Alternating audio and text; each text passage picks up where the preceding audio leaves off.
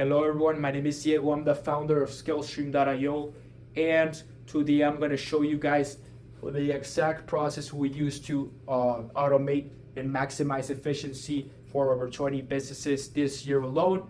And it's a 5-phase framework, to automate basically any process. Starting from phase 1 to phase 5, I'll show you every single step you need to take to achieve great results like we have done for our clients. So either you're a business trying to implement automation and AI systems for yourself that actually work, not like what you see online these days, you should watch this video. And of course, if you're an AI agency just starting out trying to implement stuff as well, this could benefit you a lot as well. Another thing I wanted to mention, if you're interested in implementing this completely from phase 1 to phase 5, just book a call down below with me and my team, and we'll help you out as well, okay? Without saying anything else, I'll leave you with the presentation. I'm gonna go over phase number 1, which is gonna be analyzing. So in this phase is the most important because it's to basically start any process, we need to first analyze the whole business entirely. And this starts by mapping out every process of every business, right? So what do I mean by mapping out every process, right? So let's say, for example, we're gonna put an example of marketing agency trying to improve in every single one of these phases. So let's say a marketing agency has a bunch of processes. They got the onboarding process, they got the sales process, which basically starts with outreach. They got the service delivery process, etc. You start mapping out every single one of these processes. How does onboarding start? Well, a client pays an invoice, right? What happens after a client pays an invoice? We generate a contract. What happens after a contract? We send them onboarding instructions. What's a contract, And you start mapping out every single process, and this just helps you see everything in a simple step-by-step way, right? This helps other people understand kind of your business as well, so you can share this with your team as well, right? So after you map out every single process, the next thing that follows up with that is going to be a 1 to 2 week operations evaluation. And this is a process where you basically take 1 to 2 weeks. The goal of this process is to identify every single detail of your business. What are people doing inside your business? There's a questionnaire we developed. I'm going to link it down below in the description. But it basically asks for a report for every single person that works in your company. So you know exactly what they're doing, how much time they're spending, and then we calculate what kind of money we're spending on the team, right? And what kind of stuff they're doing, because we want to know everything that's happening. And without this process, it wouldn't be possible at all. And sometimes a lot of the times we get with our clients in this process, they don't know that they were doing a lot of stuff that was inefficient, like we find out in phase 2.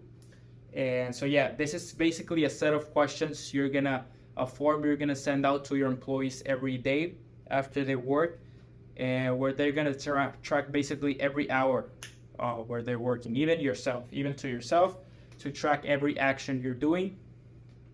And yeah, you're gonna be tracking that for 1 to 2 weeks, depending on the size of your business.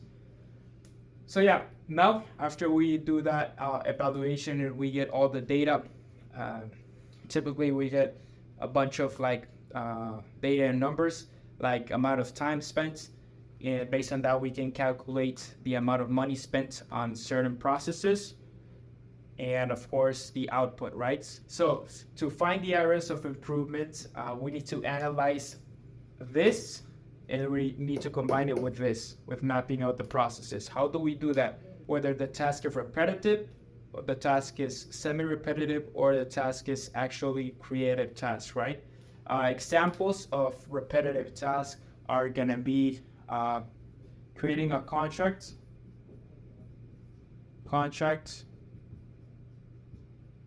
sending email. Semi-repetitive examples can be, for example, specific client needs, and then maybe setting up software setting up software for them. Since not all clients have the same needs as in terms of software, this can be a semi-repetitive. For example, a client might need HubSpot, or a client might need a new email account. That depends on the client, right? Maybe a lot of clients already come with that. This is just an example that's just on top of my head that comes as semi-repetitive. Maybe taking calls that ask the same questions every time. You can classify that as semi-repetitive, right? Because you get a lot of calls, but not all calls are going to be that. Okay, so you can classify that as semi-repetitive. And then you got creative tasks, which are really can't be replaced by anything and are maximized leverage, you can say, is achieved by humans. You can think of this as sales. You can think of this as cold calling. You can think of this as management and stuff like this. That is really content as well, just like the video I'm creating right now. You can think of this as stuff that can't be replaced by actual AI, because you need actual human criteria, right?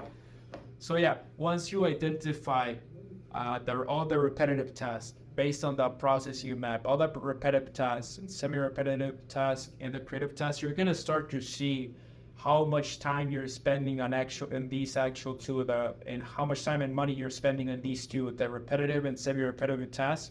When you analyze this compared to this, okay, you're gonna start seeing that you're spending a lot of money on that. Well, you should be removing money from here and putting it to here, putting it to your cold call, putting it into your sales process. So yeah, and after you do this, you're gonna start to ask your 4 qualifying questions, which are gonna be, what is the goal of this process? The goal of the process, right? Let me erase this for a bit. So what is the goal of the process, right? What is the goal of the process? Number 2, you're going to determine, does it really make sense the amount of time that goes into this, right? Does it really make sense the amount of time and money that is going into this activity, right? Number 3 is going to be, are there any unnecessary parts of this process, or is this process completely necessary in every single part? Because sometimes there are some unnecessary parts that don't even need to be there. So we save the process of trying to automate something that really doesn't need to be there at all, you know? So number 4 is going to be, can this be automated? And you can start getting ideas, right? This is not going to determine what you do right here, but you can start getting the idea of whether the task can be automated or not, or the whole process completely, right? So yeah, after you determine this, you answer those 4 questions. These will give you a little bit more insights on what you need to do next, right? So now we're gonna move over to phase 2, which is gonna be phase of planning, where the first thing we need to do is getting a list of all processes. So we're gonna list processes one by one. After asking yourself the 4 questions for each single process, after determine whether it's repetitive, semi-repetitive, or creative, and reviewing that with the amount of money you're spending on that activity and time your employees are spending, you can determine whether these processes, what processes would you classify as inefficient based on your criteria. But because we can't determine a framework to determine something inefficient, because every business is different, and every business has this, and this at different scales, right?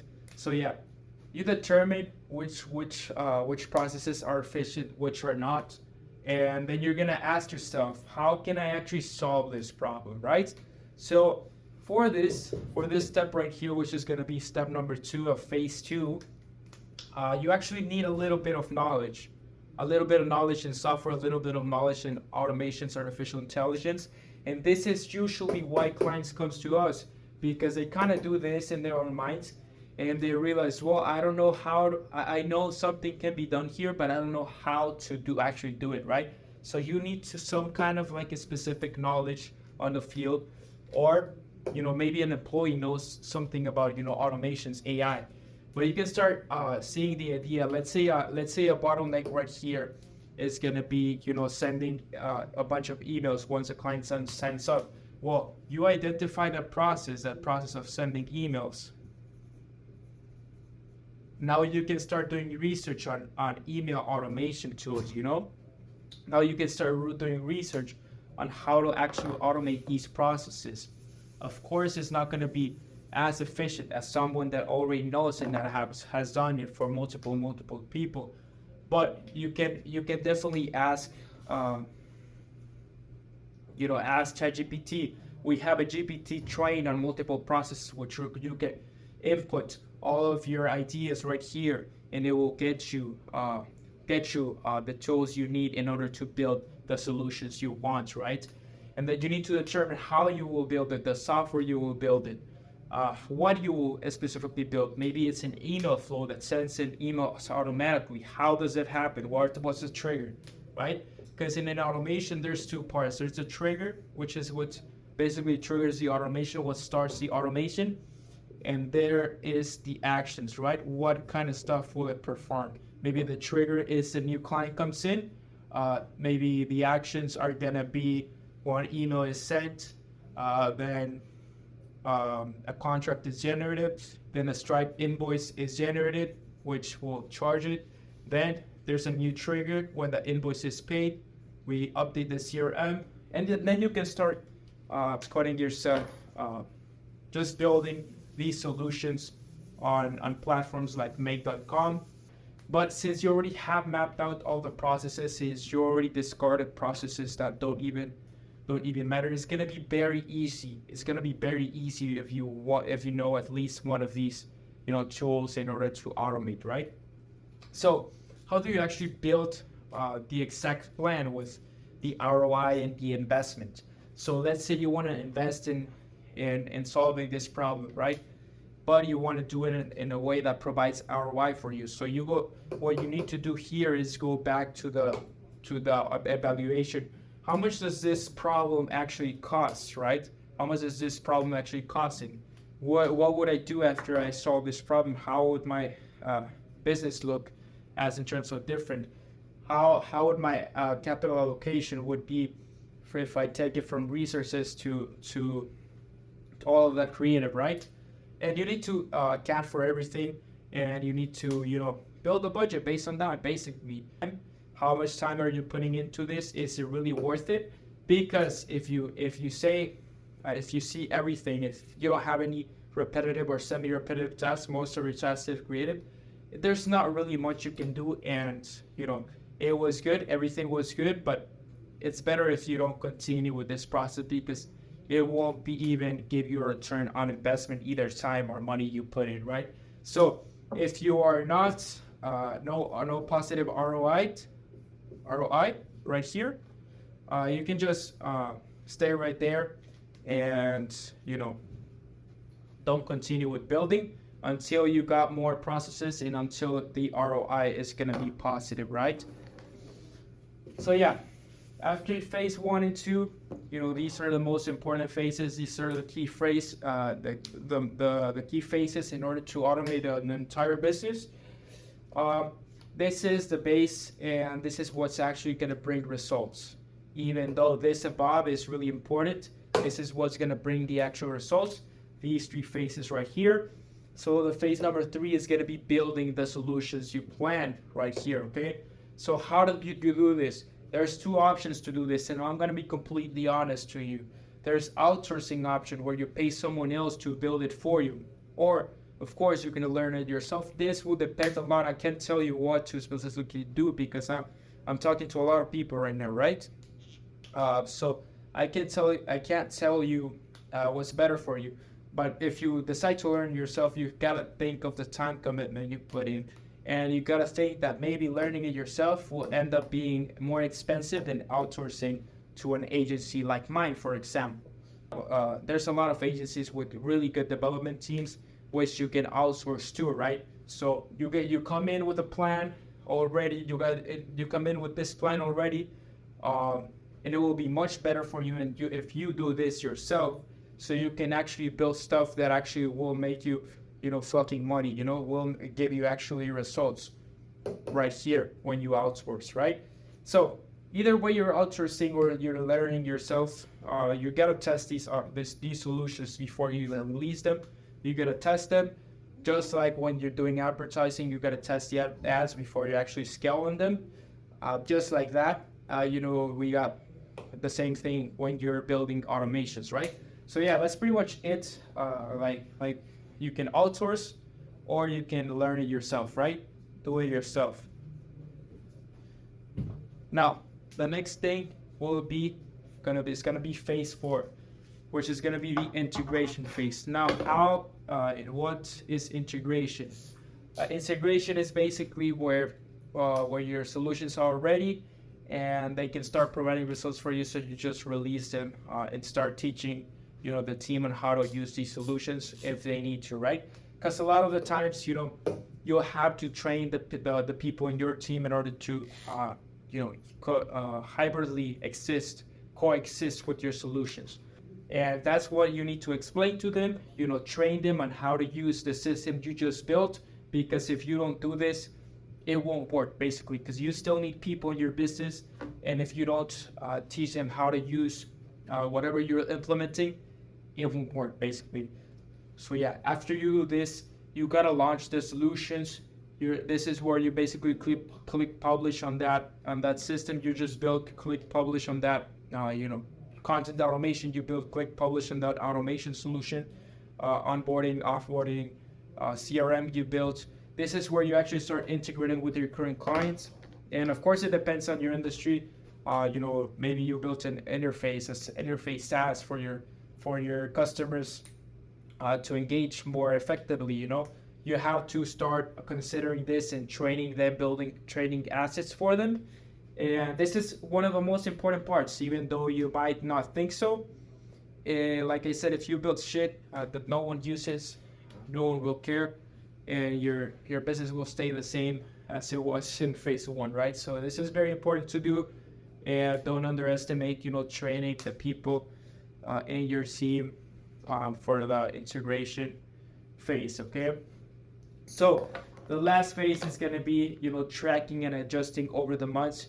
After you publish, there's going to be some mistakes. There's going to be some feedback you're going to be receiving from the team, from the AI. Let's say you launch an AI voice agent.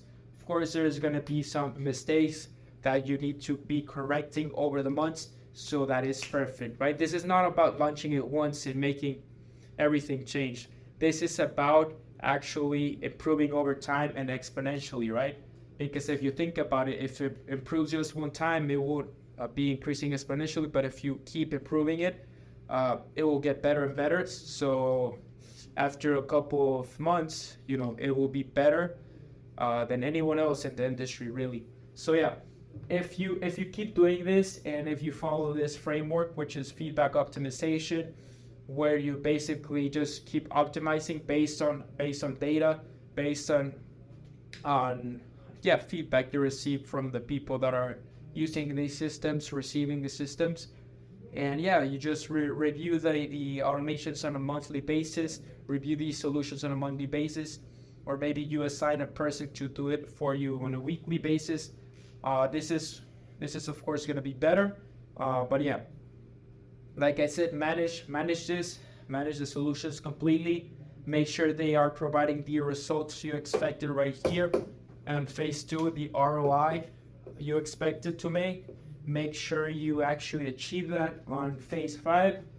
And yeah, basically you will scale the fuck out of your automations and you will achieve maximum leverage if you follow every single step clearly. Of course, I can't go into much detail into how I did my evaluation, how I did my plan, and I'm gonna be releasing videos on specific processes like the 1 to 2 week business evaluation. So yeah, guys, that was pretty much it for all the phases. I know I wasn't super clear on, you know, each specific process, each specific step of the phases. But that's why I'm gonna be releasing more videos on specific examples of businesses and stuff like that. So I hope you like this kind of content where it's me just kind of explaining stuff. If you operate a business, small, medium, large business, this process will work for you if implemented correctly, because it has worked for our clients, right? So if you're interested in someone doing this all for you, including even the 1 to 2 week operations evaluation with proven frameworks, you know, to achieve, which is going to be an ROI, positive ROI, maximum efficiency in your business, book a call, please, down below. And if you want a picture of the board, I'll probably leave it in the description for anyone that wants to implement this process. And if you want, you can subscribe, like, whatever. I don't really care. Yeah, bye-bye.